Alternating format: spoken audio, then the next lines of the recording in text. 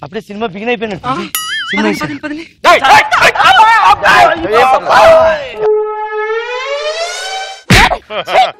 ఒక అందమైన అమ్మాయి కనబడితే చాలు ఇలా ఒళ్ళో సెటిల్ అయిపోతారు.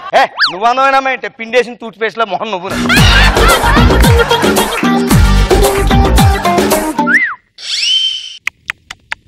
మంచినీళ్ళ ఆగండి ఆగండి ఆగండి.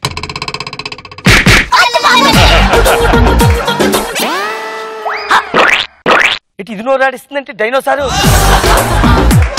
నువ్వు నోరాడిస్తున్నావంటే అమ్మాయి కనబడితే చాలు నోట్లో పాప్కార్న్ వేస్తారు.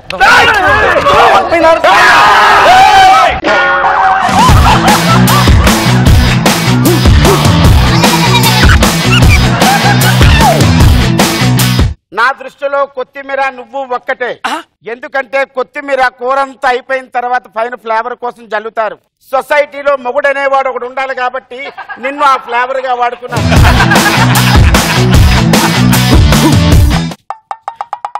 ఏం వదినా ఇంకా అనలేదేంటి? రోజు అంటుంది నన్ను వదిన అంటాడేమో టెన్షన్ గా అవుతుంది. అనివార్యం పేడు వదినా శకుంతలక్క నీకు హాయ్ చెప్పమంది. Okay hi. బావగారు మీకు కూడా హాయ్ చెప్పమంది.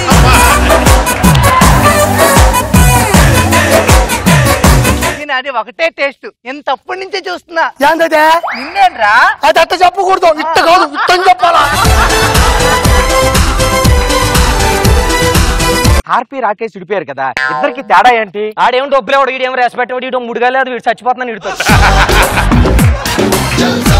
ఆ బంగళాలో ఒక దయ్యం ఉంది. ఆ దయ్యం ఆ ఇంట్లోకి వచ్చిన 5గురిని చూసి వెనక నుంచి అంటూ వెళ్ళింది.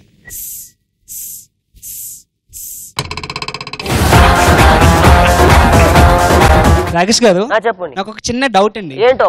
మీరు ఏ టీమ్ లో చేస్తున్నదండి? పాప చిన్నపిల్ల ఇక్కడ కూర్చోకూడదమ్మా, వీళ్ళు అక్కడ పిలుచుకునిరా. ఆహా లేదమ్మా, నువ్వు తోడు పెళ్లి కూతురు కదా, వెళ్ళి పెళ్లి కూతురు తీసుకురా. సరిపోయింది. కాదండి పెళ్లి కూతురు నేనే.